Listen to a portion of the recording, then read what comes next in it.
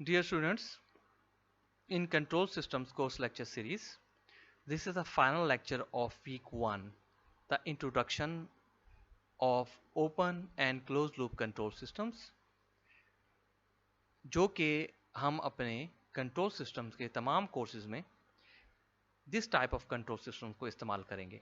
ठीक है, ओपन या क्लोज लूप कंट्रोल सिस्टम। तो इन कंट्रोल सिस्टम्स का के बेसिक कंसेप्ट जो हैं उनका क्लियर होना बहुत ज़्यादा ज़रूरी है। और स्टार्ट करते हैं। सबसे पहले बात करते हैं ओपन लूप कंट्रोल की। So open loop control system is those systems in which the output has no effect on the control action. Means कि जो आउटपुट प्रोड्यूस कर रहा है प्रोसेस या सिस्टम, उसका कोई भी इफेक्ट उसके कंट्रोल एक्शन पर नहीं है। जो भी आउटपुट आ रही होगी वही आउटपुट रहेगी और उसको चेंज नहीं किया जा सकेगा। ठीक है, क्योंकि there is no effect of this output to that of input. क्योंकि हम तब ही कंट्रोल एक्शन दे पाएंगे कि जब हमारे पास इस आउटपुट का कुछ हिस्सा जो है वो कनेक्ट हो to the input. So in this we don't have any feedback path, so this means this is a open loop system. So in open loop system we have a desired output response, what we need to achieve, जो हमें चाहिए होता है, और यहाँ पर हम system की रेफरेंस इनपुट देते हैं और कंट्रोलर मैनिपुलेट करता है, एक्चुएटर एक्चुएट करता है प्रोसेस के लिए, और प्रोसेस होने के बाद जो आउटपुट आती है और वो आउटपुट पर कोई इफेक्ट कंट्रोल एक्शन का नहीं होता। तो इसको हम कहेंगे this is the open loop control system. And the basic example, the most basic example of the open loop system is electric switch. तो इलेक्ट्रिक स्विच में हम क्या करते हैं कि for the light to be turning on, हम चाहते हैं कि लाइट जो है वो टर्न ऑन हो जाए, जो स्विच को ऑन करते हैं और ऑफ कर देते हैं। ठीक है, तो इसका मतलब ये है कि very basic example and very simple और basic example of open loop system is the electric switch. So what is the advantages of this open loop control system? एक तो ये है कि it is simple construction, it's very easy, ease of maintenance. जो open loop system होगा वो ease of maintenance होगा, less expensive होगा। को बहुत ज़्यादा इक्विपमेंट इस्तेमाल नहीं होंगे तो it's mean it's less expensive. No stability problem, stability इसमें प्रॉब्लम इसलिए नहीं होगी कि जो रिक्वायरमेंट है आउटपुट पर और वो हमें जो भी मिल रही है, क्योंकि फीडबैक पाथ ना होने की वजह से स्टेबिलिटी हो ही नहीं सकेगी। तो जो अवेलेबिलिटी होगी आउटपुट की वो डिजायर्ड से जितनी मर्जी डेविएट कर रही हो, तो हम इसलिए ये कहेंगे कि it does not have any stability problem. Convenient when output is hard to measure और measuring the output precisely is economically not feasible. कि अगर हम ये कहें कि कोई भी ऐसा कंट्रोल सिस्टम है जो कि just like a water sprinkler in the lawn, कि लॉन में जो पानी का छिड़काव किया जाता है थ्रू वाटर स्प्रिंकलर, तो that one is a simple open loop system. तो अब उसके आउटपुट को मेजर करना इज वेरी हार्ड। ठीक है, तो हमें जरूरत ही नहीं है कि उस आउटपुट को मेजर किया जाए या उसको प्रिसाइजली मेजर किया जाए, because we don't need to measure that water quantity और प्रेशर और something like that. So it's mean we only need to fill the water in the grass और लॉन। तो हमें आउटपुट जो है उसको मेजर करने की जरूरत ही नहीं है या इकोनॉमिकली फिजिबल ही नहीं है, तो वहां पर ओपन लूप कंट्रोल सिस्टम जो है वो ज्यादा फिजिबल है। डिसएडवांटेजेस क्या हैं कि disturbances and changes in calibration cause errors, कि अगर इनमें कुछ डिस्टर्बेंस आती हैं एक्सटर्नल या इंटरनल, तो चेंजेस इन कैलिब्रेशन जो है वो एरर्स कॉज कर देती हैं। एंड आउटपुट में be different from what is desired, और इसके अलावा ये हो सकता है कि इन डिस्टर्बेंस की वजह से, कैलिब्रेशन ना होने की वजह से, जो आउटपुट है वो जो डिजायर्ड है हो सकता है कि उससे डिफरेंट हो जाए। तो recalibration is necessary from time to time. तो टाइम टू टाइम जो है वो रिकैलिब्रेशन जो है वो for the open loop control system करनी पड़ सकती है। तो real time applications control systems की क्या हैं? Just like sprinkler use to water lawn is a open loop control system. Automatic toaster system it is also a open loop control system. Just like in this example, the input हमने ठीक है timer level दिया, for example ठीक है 2 minutes, 4 minutes, 6 minutes, उसके accordingly हमें अंदाजा है कि अगर 2 मिनट्स होगा तो ब्रेड का कलर जो है वो लाइट होगा, 4 मिनट्स डार्क होगा, 6 मिनट्स एक्स्ट्रा डार्क होगा. तो अकॉर्डिंग टू अवर रिक्वायरमेंट ठीक है हम टाइमर को एडजस्ट करेंगे और ब्रेड का कलर हासिल करेंगे. तो अकॉर्डिंग टू हम यहाँ देखें कि अगर 2 पे ब्रेड का कलर बहुत लाइट है, 4 पर ब्रेड का कलर डार्क है और 6 पर ब्रेड का कलर फुल डार्कर है. This is a simple open loop system कि अकॉर्डिंग टू द इनपुट हमें आउटपुट रिसीव हो गई. ठीक है, और दरमियान में कंट्रोलर हमने टाइमर लगाया और ये एक्चुएटर हुआ, प्रोसेस हुआ और प्रोसेस होने के बाद हमें जो ब्रेड का कलर है वो मिल गया. लेकिन अगर यहां पर कोई एरर आ गया कि टाइमर जो है वो खराब हो गया और वो चलता रहा continuously, so then there is no control action. ठीक है, आउटपुट का कोई कंट्रोल एक्शन इनपुट पर नहीं है. तो क्या होगा, ड्यू टू दिस एरर जो ब्रेड है वो जल जाएगी या कोई नुकसान होने का खतरा है. और इसी तरीके से traffic light control is also an open loop control system कि जिसमें क्या है कि डिजायर्ड टाइम पावर ऑन होगी, रिले टू कंट्रोल सीक्वेंस होगा, लाइट्स ऑन होंगी और एक्चुअल जो ट्रैफिक लाइट की है वो कंट्रोल होती रहेगी.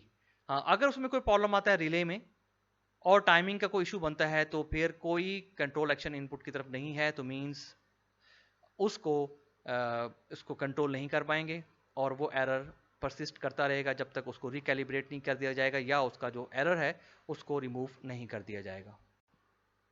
अब बात कर लेते हैं क्लोज लूप कंट्रोल सिस्टम या फीडबैक कंट्रोल सिस्टम की. A system in which controlling action or input is somehow dependent on the output, ठीक है, or changes in the output. तो it is called के closed loop system. हम देख रहे हैं कि closed loop system का एक पोर्शन जो है वो इनपुट की तरफ मूव कर रहा है. तो हम कह सकते हैं कि कंट्रोलिंग एक्शन या input is somehow dependent on the output. So to have dependence of input on the output, such system use the feedback property. तो फीडबैक प्रॉपर्टी जो है वो इस्तेमाल की जाती है.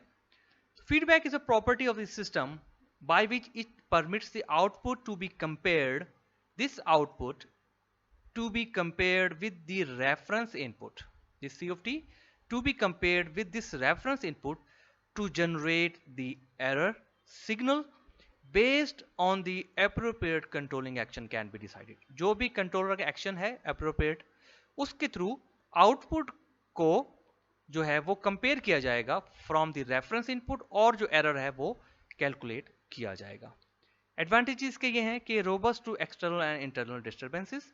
तो सिस्टम्स में अगर एक्सटर्नल और इंटरनल डिस्टर्बेंसेस मौजूद हैं तो this system is a robust system. तो close loop system is a robust for the external और इंटरनल डिस्टर्बेंसेस. तो हम देख सकते हैं this is a command input here. Command input के बाद रेफरेंस ट्रांसड्यूसर इस्तेमाल किया गया है.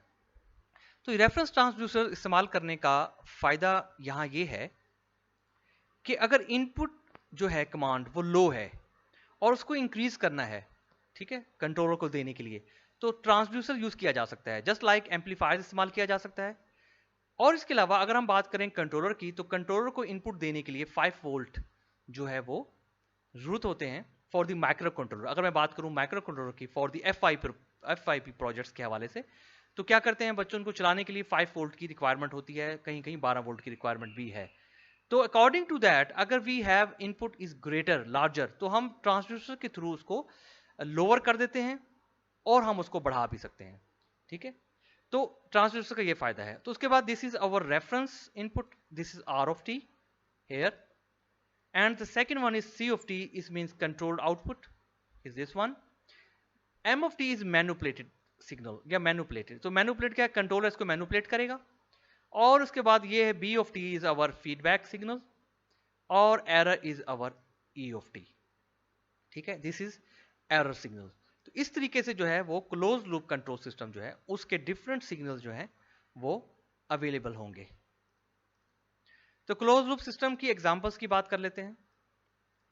तो बेसिक एग्जांपल्स में हमारे पास जो घरों में होम में एयर कंडीशनिंग सिस्टम इस्तेमाल होते हैं, रेफ्रिजरेटर इस्तेमाल होते हैं, ऑटोमेटिक राइस कुकर इस्तेमाल होते हैं। ये तमाम के तमाम जो हैं ये क्लोज लूप प्रॉपर्टी पर इस्तेमाल होते हैं, फॉलो करते हैं। अगर हम होम हीटिंग सिस्टम की बात करें तो we need the desired temperature, just like अगर हमें टेम्परेचर चाहिए घर के अंदर 30 degree centigrade in the winter season, तो we set the 30 degree centigrade in the thermostat, और वाल्व जैसे ही ओपन हुआ और उस वाल्व के ओपन होने से हीटिंग सिस्टम ने हीटिंग करना स्टार्ट कर दी। और अभी स्टार्ट में जो टेम्परेचर होगा घर के अंदर कमरे का, हो सकता है वो सर्दियों में 15 डिग्री सेंटीग्रेड हो। तो इसका मतलब ये हुआ कि रिक्वायरमेंट जो थी, डिजायर्ड जो थी वो 30 थी और स्टार्ट में अचीव हुई 15। तो क्या होगा, तो 15 माइनस 30 इज इक्वल टू -15। तो इसका मतलब यह है कि अभी एरर आएगा कि -15 डिग्री जो है वो एरर आ रहा है, अभी इसको 15 डिग्री और बढ़ाना है। ठीक है, तो ये हत्ता के जब तक टेम्परेचर सेंसर के थ्रू 30 डिग्रीज जो है वो एक्वायर नहीं हो जाता, तो उस टाइम तक जो फीडबैक लूप है वो काम करता रहेगा, और हत्ता के जो रूम का टेम्परेचर है या घर का टेम्परेचर है वो 30 डिग्री सेंटीग्रेड पर पहुंच जाएगा। इसी तरीके से टर्न टेबल स्पीड कंट्रोल, तो यहां पर हम देख रहे हैं कि बैटरी कनेक्ट है और इसके साथ एक डीसी एम्पलीफायर कनेक्ट है, और टर्न टेबल ये जो सीडी के अंदर लगी होती है, कंप्यूटर के अंदर सीडी रोम लगा होता है, उस सीडी रोम के अंदर टर्न टेबल मौजूद होती है जो कि सीडी को रन करती है और उसका डाटा जो है वो कंप्यूटर में शो करती है। तो अगर हम इस सिस्टम की बात करें तो this is a open loop system. ठीक है, और स्पीड जो है वो हम इसमें मेजर नहीं कर सकते फॉर द टर्न टेबल। तो क्या हुआ, डिजायर्ड स्पीड क्या थी, वोल्टेजेस के हवाले से, या हमने वोल्टेज से इसको कंट्रोल कर रहे हैं। तो कंट्रोल डिवाइस में एम्पलीफायर है, एक्चुएटिंग डिवाइस जो है वो डीसी मोटर है, और प्रोसेस क्या है वो टर्न टेबल है, और आउटपुट क्या है, एक्चुअल स्पीड है। अब हम यहाँ क्या कर रहे हैं, हम यहाँ पर आउटपुट को कंट्रोल नहीं कर पा रहे, स्पीड को कंट्रोल नहीं कर पा रहे। अब उसको कंट्रोल करने के लिए फीडबैक पाथ में हम क्या करते हैं कि बैटरी के साथ ये DC amplifier, DC motor, turn table और साथ में एक टेकोमीटर ऐड कर देते हैं फीडबैक पाथ में। तो जैसे ही ये फीडबैक पाथ में इसको ऐड करेंगे तो अब according to the requirement speed या डिजायर्ड स्पीड जो है वो हासिल हो पाएगी। तो हम देखते हैं कि control action amplifier, DC motor, turn table और प्रोसेस होने के बाद सेंसर टेकोमीटर से होता हुआ मेजर स्पीड आ जाएगी यहाँ से वोल्टेज के थ्रू, और एरर आता रहेगा हत्ता के कंट्रोल डिवाइस जो एम्पलीफायर है वो इंक्रीज करेगा वोल्टेजेस को, और एक टाइम ऐसा आएगा कि फीडबैक पाथ के थ्रू हमें जो है वो जो रिक्वायरमेंट है स्पीड की वो मिल जाएगी। एक एग्जांपल इसमें और देख लेते हैं कि ऑटोमोबाइल स्टीयरिंग कंट्रोल सिस्टम में क्या होगा कि डिजायर्ड कोर्स ऑफ ट्रेवल है, जस्ट लाइक एक रोड है, डिजायर्ड कोर्स ऑफ ट्रेवल। तो ड्राइवर जो है वो उसको चला रहा है गाड़ी को, और स्टीयरिंग मैकेनिज्म है एक्चुएटर, और ऑटोमोबाइल इज द प्रोसेस है। और उसके बाद क्या है, फीडबैक पाथ में जो ह्यूमन बीइंग है उसकी मेजरमेंट्स हैं, वो देख रहा है, विजुअल देख रहा है, और टेक्टाइल जो है ना, ये सेंसर्स हैं ह्यूमन के जो कि वो चेक कर रहा है इसको। अब क्या करेगा कि driver uses the difference between the actual and the desired direction of travel to generate a controlled adjustment of the steering wheel। तो अगर हम यहां देखें, एक है डिजायर्ड डायरेक्शन ऑफ ट्रेवल और एक है एक्चुअल डायरेक्शन ऑफ ट्रेवल। तो अगर एक्चुअल जो डायरेक्शन है वो लेफ्ट हैंड साइड पे मूव कर रही है, तो क्या होगा, मेजरमेंट्स विजुअल और टेक्टाइल के थ्रू जो ड्राइवर होगा वो फीडबैक उसको माइंड में, ब्रेन में फीडबैक पाथ के थ्रू फील होगा कि जब वो उसको विजन से देखेगा कि गाड़ी जो है वो राइट हैंड साइड पे मूव कर रही है, गाड़ी जो है वो इस डायरेक्शन पे जा रही है और यहाँ पर लेन खत्म हो रही है, तो इसका मतलब है कि इससे आगे गाड़ी का जाना डेंजरस है। तो क्या होगा, तो वो अपने विजन के थ्रू जो फीडबैक पाथ उसके ब्रेन में आएगा और वो स्टीयरिंग मैकेनिज्म से उसको दोबारा से जो जेन्युइन कोर्स है, डिजायर्ड डायरेक्शन ऑफ ट्रैवल है, उसकी साइड पर ले जाएगा। तो इस तरीके से जो ऑटोमोबाइल स्टीयरिंग कंट्रोल सिस्टम है उसको भी कंट्रोल किया जा सकता है through a human body close loop system. अब बात कर लेते हैं फीड फॉरवर्ड कंट्रोल सिस्टम। इससे पहले हमने ओपन लूप कंट्रोल सिस्टम की बात की, क्लोज लूप कंट्रोल सिस्टम की बात की। तो अब क्लोज लूप कंट्रोल सिस्टम में फीड फॉरवर्ड की अरेंजमेंट क्या होगी। Such systems in which corrective action is taken before disturbance affect the output are called feed forward system। कि ऐसे systems कि जिसमें disturbances जो है वो आउटपुट को इफेक्ट करे, तो उससे पहले ही को ऐसा सिस्टम लगाया जाए कि जिससे आउटपुट जो है वो इफेक्ट होने से बच जाए। तो ऐसे करेक्टिव एक्शन को करने के लिए जो करेक्टिव एक्शन होगा उस सिस्टम को हम कहेंगे फीड फॉरवर्ड एक्शन। तो यहां पर हम देख सकते हैं कि सिस्टम की जो डिस्टर्बेंसेस है वो प्रोसेस से पहले अगर एंटर हो रही है तो इसको कंट्रोल करने के लिए एक फीड फॉरवर्ड का ब्लॉक यहां पर लगा दिया जाएगा और ये फीड फॉरवर्ड का ब्लॉक कनेक्ट कर दिया जाएगा थ्रू दिस समर, ठीक है, और इस कंट्रोलर के साथ।